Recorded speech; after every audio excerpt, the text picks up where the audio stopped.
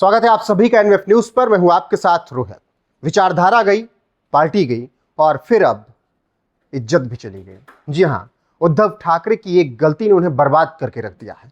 वो गलती क्या है विस्तार से समझाएंगे, लेकिन उससे पहले महाराष्ट्र के नतीजों को समझ लीजिए। महाराष्ट्र के नतीजे ऐसे आए हैं कि कहना पड़ रहा है कि मातोश्री में मातम। मातम इस बात का कि पहले पिता की विरासत डुबो दी उद्धव ठाकरे ने, इसके अलावा जो विचारधारा थी पिता की उसको बर्बाद कर दिया उन लोगों के साथ गठबंधन करके जो राम के अस्तित्व पर सवाल उठाते रहे। फिर उसके बाद जब कांग्रेस के पाले में गए तो उम्मीद थी कि मुस्लिमों का वोट हासिल करके सत्ता हासिल कर लेंगे, लेकिन मुस्लिमों का वोट नहीं मिला। हिंदुओं ने भी उद्धव ठाकरे को कह दिया कि चलिए रास्ता अपना अलग देखिए, हम आपकी बातों में विश्वास नहीं करते हैं। अब ये क्यों 5 सालों में ये हो गया? 2019 में तो अच्छा खासा आपने चुनाव लड़ा, जीते भी आप, और 2.5 साल के मुख्यमंत्री बनने पर आपकी कला हो गई तो आपने गठबंधन तोड़ दिया। इससे पहले आपके प्रदर्शन बहुत अच्छे रहे। इसके पीछे का कारण बस इतना है कि विचारधारा से समझौता उद्धव ठाकरे को नहीं करना चाहिए था। अगर उन्हें बीजेपी के साथ गठबंधन नहीं करना था तो उद्धव ठाकरे को अपनी एक अलग रेखा खींचनी थी। वो अलग रेखा होती कि शिवसेना को हम अलग चलाएंगे, 5-10 साल तक काम करेंगे, जो महाराष्ट्र तय करेगा हम उसे मानेंगे। अगर ये करते उद्धव ठाकरे तो तमाम नेताओं से जिनसे आज मेरी बात हुई वो यही कह रहे हैं कि उद्धव ठाकरे का प्रदर्शन कहीं बेहतर होता। जो प्रदर्शन यहां दिख रहा है वो कहीं अच्छा प्रदर्शन होता उद्धव ठाकरे का। लेकिन उद्धव ने शरद पवार को चुनकर, सोनिया गांधी, राहुल गांधी को चुनकर गठबंधन में अपनी जिंदगी की सबसे बड़ी भूल कर दी। क्योंकि बाला साहब ठाकरे कहा करते थे, जिस दिन ये वक्त आया कि मुझे कांग्रेस के साथ गठबंधन करना पड़े या अपनी राजनीतिक करियर की शुरुआत करना पड़े, उस दिन मैं उठूंगा, अपनी दुकान की शटर बंद कर दूंगा, मैं कभी कांग्रेस के साथ नहीं जाऊंगा। तो बाला साहब ठाकरे ऐसी बातें कहा करते थे। बाला साहब ठाकरे कहा करते थे, मस्जिद में हाथ नहीं पैर था गिराने में। आज उद्धव ठाकरे औरंगजेब की तारीफ कर रहे हैं। बाला साहब ठाकरे कहा करते थे कि हिंदुओं की बात हम हर जगह करेंगे।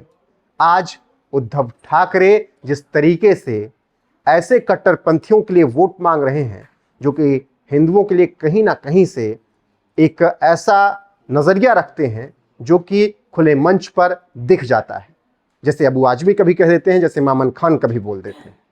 वो उद्धव ठाकरे जिनके पिता राम मंदिर के लिए अपना सर्वस्व न्यौछावर करने के लिए तैयार थे, वो राम मंदिर अभी तक नहीं पहुंचे। और ये बातें लोगों तक गई कि जिनके पिता ने राम मंदिर के लिए सब कुछ बलिदान करने की ठान रखी थी, उनके बेटे ने कैसे इस तरीके का निर्णय ले लिया कि पहले उन्होंने ऐसा गठबंधन किया और फिर राम मंदिर के दर्शन भी करने नहीं गए। इसका इफेक्ट पड़ा लोगों में। ये बातें बीजेपी ने पहुंचाई, एकनाथ शिंदे ने पहुंचाई, और एकनाथ शिंदे की वो तमाम बातें, जैसे पार्टी तोड़ते वक्त उन्होंने कहा कि इन्होंने अपने विचारधारा से समझौता किया, शिव सैनिकों की बात नहीं सुनी, यही वजह रही कि हमें बगावत करनी पड़ी। उन बातों पर भी लोगों को विश्वास हो गया, और विश्वास अब आपको रिजल्ट में दिख रहा है कि 50 सीटें भी मुश्किल हो गई हैं एमवीए को जीतने के लिए। केवल एक गलती, 2019 में अमित शाह से बैर और गठबंधन बीजेपी से तोड़ना, और उसके बाद कांग्रेस जो कि राम के अस्तित्व पर सवाल उठाती रही, जो कि राम भगवान को लेकर सुप्रीम कोर्ट में उनके खिलाफ लड़ती रही, उनके साथ गठबंधन करना, केवल यही गलती रही जो उद्धव ठाकरे को ले डूबी है। तो इससे आप समझ सकते हैं कि किस तरीके से उद्धव ठाकरे की इन गलतियों ने उन्हें कहीं का नहीं छोड़ा है। बाकी रही सही कसर अगर किसी ने पूरी की तो उनका नाम है संजय राउत। जी हां, मुख्यमंत्री बनेगा तो शिवसेना से ही बनेगा, मुख्यमंत्री बनेगा तो शिवसेना से ही बनेगा, मुख्यमंत्री बनेगा तो शिवसेना से ही बनेगा।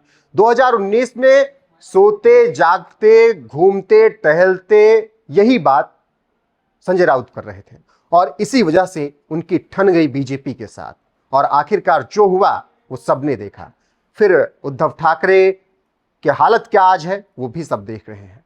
तो वो एक गलती कि गठबंधन तोड़ना, और गठबंधन तोड़ने के बाद विपरीत विचारधारा के साथ जाना, और आज वक्फ बोर्ड के समर्थन में आवाज उठाना उद्धव ठाकरे को भारी पड़ गया है। फिलहाल महाराष्ट्र ने जवाब दे दिया और बता दिया है कि असली शिवसैनिक कौन है। ऐसे में संजय राउत ने कहना शुरू कर दिया है कि ये जनता का मैंडेट नहीं है, धांधलेबाजी हुई है। यानी फिर से वही गलती संजय राउत करना शुरू कर चुके हैं। यानी रही सही जो साख बची है उद्धव की, उसे भी संजय राउत बर्बाद करना चाह रहे हैं। ऐसे में आपको क्या लगता है, क्या वाकई में उद्धव ठाकरे की एक गलती ने उन्हें बर्बाद कर दिया? कमेंट में अपनी राय जरूर बताइएगा। बने रहेगा एनएफ न्यूज पर, लगातार यहां पर खबरें मिलती रहेंगी।